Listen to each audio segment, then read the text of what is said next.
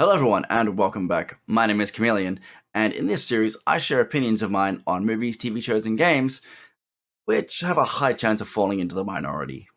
So with that, today, I believe that The Last of Us Part 2 is just as good as The Last of Us Part 1. Now, I'm not trying to tell you this is a fact, nor am I trying to change your mind. All I ask is that you hear me out.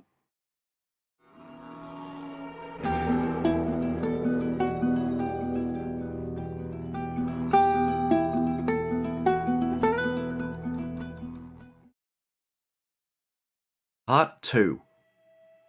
One of my favorite things about The Last of Us Part 2 is in the title itself. The word part.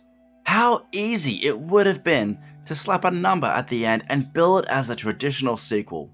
Something aimed towards fans of its predecessor, but also an accessible jumping off point for newcomers to hop on board with the latest blockbuster.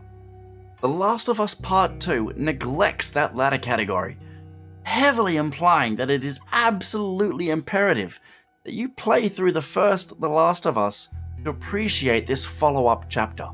The reason for this is simple. The Last of Us Part 2 relies so heavily on our emotional connection to the characters and events in the first game that it would lose the bulk of its impact if you hadn't gone through its predecessor in full. Revenge. The first game throws us deep into a world where everyone is just trying to survive day by day, and the story emphasizes that with every step you take. The Last of Us Part 2 is first and foremost a tale of revenge. Our teenage heroine Ellie's surrogate father, Joel, is viciously murdered and we must avenge him. It's a simple premise on its surface. How many stories have we seen where someone's family member is murdered and they go off on a quest for vengeance? Typically, these premises can fall a bit flat emotionally, as there isn't enough time to develop the person who gets murdered. So you take the protagonist's word for how indispensable the dead person was. But with The Last of Us Part 2, we've already spent countless hours playing as Joel. We as players have been waiting 8 years to spend more time with Joel, to hear more of his story and follow his character arc, especially to see how his relationship with Ellie has grown. All the pieces are in place to undergo this new journey with him, and then he gets killed in the opening act. It's a devastating, shocking scene. Lots of franchises kill off beloved characters in big, dramatic ways, but this typically happens at the end of a film, TV series, or game, when you know the story is about to end anyway. Snuffing the series' protagonist so early was such an audacious, upsetting move that played upon our expectations in a clever way. The Last of Us Part 2 might be among the most emotionally manipulative games I've ever played. And I mean that as a compliment. It understands story structure and audience expectations. It also knows how to subvert them in upsetting ways. It's intentionally aggravating, and that's the point. It's about an angry character going on an angry journey, and it's your own anger that carries you forward. Joel wasn't just taken from Ellie. He was taken from us as well. Playing as Abby. The previously mentioned deliberately unpleasant subversion of expectations is made even more drastic at the game's midpoint, where it switches perspectives to that of Joel's murderer, Abby. Leading up to this switch, everything in the game is signposting that it's all about to end. Ellie has slain all but one of the team responsible for Joel's murder. We've just gone through a harrowing stormy boat ride, which feels as climactic and ominous a setting as you can get. And getting to this point takes roughly the same amount of time that it does to play through the entirety of the first The Last of Us. It's a hugely climactic setup, but rather than giving us the closure we've been building up to for umpteen hours now, we're suddenly spirited away to a flashback of Abby's childhood. My reaction, along with most people's, as far as I can tell, was, I don't care about Abby. Let's get on with the story. I could understand the point they were trying to make straight away. That everyone has their own story to tell, and a villain in one story can be a hero in another. But did it need to make me play through a dozen hours as this alleged antagonist to make it? Turns out it did. Abby's story is an exercise in using the player's baggage as an outside participant against us. We're taught from the off to hate this person. Not only does she viciously murder Joel by smashing his skull in with a golf club, but she does it after Joel literally saves her from a swarm of infected. Furthermore, she's the only playable character who wasn't featured in the first game 8 years prior. We have no attachment to this character, so trying to tell her story now, after all this, seems like too little, too late. But that's what makes it brilliant. It's only because we begin her story hating her that we feel like it's going to be impossible to get us attached to her by the end. And yet, Naughty Dog managed to do just that. We don't just get a flashback to her traumatic childhood sparked by Joel murdering her surgeon father. We see her try to rescue children from an enemy tribe. We see her trying to save her ex-boyfriend who refused an order to execute an unarmed old man. We see her grapple with her fear of heights. Okay, I know that last point wasn't overly impactful, but as someone who is genuinely terrified of heights, that scene was extremely difficult to get through. On a short side note, some of the best or scariest parts of the game are actually in Abby's half of the game, such as fleeing from stalkers in the middle of a pitch-black forest, or the dreaded Rat King. Pacing. The Last of Us Part 2 is an exhaustive game, and it's that exhaustion that's key to creating the bond that it does with its cast. I've had a lot of people say that The Last of Us Part 2 is too long or has pacing issues, but for me, the size and scope of it was absolutely essential in creating as nuanced a conflict as it does. One of The Last of Us Part 2's most interesting narrative techniques is how much it plays with chronology.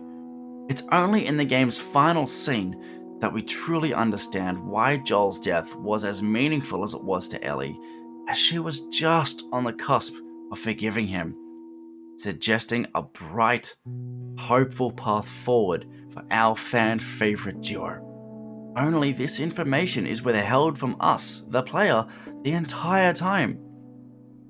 I know some found this quite upsetting, as they wish it had been disclosed earlier to help us identify with Ellie more as she embarked on her bloodthirsty quest.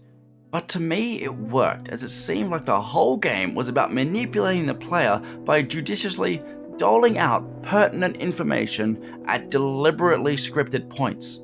By passing out info the way it does, it's constantly asking us to reevaluate our feelings and actions. Interestingly, as manipulative as The Last of Us Part 2 is, its climax subverts yet another expectation by not manipulating the player a certain way. We spend the first half of the game growing attached to Ellie, and the second half forging an attachment to Abby. So when the two come together to battle it out, I wasn't quite sure how I felt about it. Change of heart. There's a moment when we're playing as Ellie as she's shoving a knife into Abby's chest, and we're supposed to hammer a button to feel a sense of panicked adrenaline. Yet I didn't fully want her to do this. Of course, I did it anyway, as I wanted to see how the story played out, but internally, I felt far more conflicted than I would have ever thought possible a dozen hours earlier, back when I was hellbent on finding and killing her. This destabilization between player motive and character motive could be seen as a flaw, but I thought it was a masterstroke. For dozens of hours, the game had been telling me how to feel. And now, here I was, a hair's breadth away from slaying my former mortal enemy, and I felt a lot less angry than I thought. Sure, the emotions from the first half of the game had not fully subsided, and I wanted Abby to pay, but now I'm also flustered. Confused? Have I gone insane? No other game has made me feel as conflicted as this climax. I've heard some people criticize Naughty Dog games for not offering players any agency in how their storylines end. And of course, there are brilliant games out there which do this, but this isn't one of those games. This isn't one of those stories. I feel like giving players a say in this would ultimately feel like wish fulfillment, when what the game is interested in is making players wrestle with not getting their way. By the end, Joel is dead. Ellie has murdered, frankly, a cartoonish amount of people and abandoned her family in the process. Abby is an exiled outcast whose friends were all killed. Each character has violently wronged another and taken many lives out in anger, not self-defense. We should hate these characters, a lot of them, but we don't. We see their humanity and still care for these characters as we've spent so long in their shoes. In addition to its plot twists, chronology, and subversions of the player's allegiances, The Last of Us Part 2 remains an uncharacteristically risky blockbuster through its daring, understated inclusivity. In all seriousness, who could have predicted a decade ago that 2020's most anticipated game would star a teenage lesbian, with a Jewish partner no less, and yet Ellie's sexuality, or that of her pregnant bisexual partner, is never an issue. A similarly respectful treatment is given to Abby's newfound preteen companion, Lev, a trans boy. The character is introduced male, and the revelation that he's trans isn't presented as a shocking reveal, but rather a minor detail when a foe shouts out his dead name. The Last of Us Part 2 doesn't pretend that homophobia and transphobia don't exist, but it doesn't dwell on these topics in an overly preachy way. It understands that the fungal zombie post-apocalypse affects everybody, and everybody means everybody. In many ways, The Last of Us Part 2 is among the most brutal, nihilistic games ever conceived. It's graphic, violent, and angry, but it also finds grace in each one of its characters, expertly expressing how complex, nuanced, and capable of good everyone can be given the right circumstances. By explicitly not giving us what we'd want from a sequel, The Last of Us Part 2 makes us wrestle with the power of stories in the first place, and how easy it is for them to shape our understanding of who to love, who to hate, and what's worth killing over. It's a game that expertly manipulates our emotions to explore our ugliest instincts, only to show that we're capable of being more than that. The best part about this entire video is that The Last of Us Part 2, being as good as The Last of Us Part 1, is that it's just my opinion. At the end of the day, that's all it is. Just my opinion. It's not fact. Regardless of whether your opinion aligns with mine or vastly differs, I'd love to hear about it in the comments below, I really would. I'd also like to hear about things that you liked, disliked, or would like changed in the Last of Us Part 2. Or what things you'd like to see in a Part 3, or whether you'd like to see a Part 3 at all. I've also got some links in my description to my Twitch, Discord, and a few other things. But top of all of that, most importantly, thank you for your time, and thank you for hearing me out.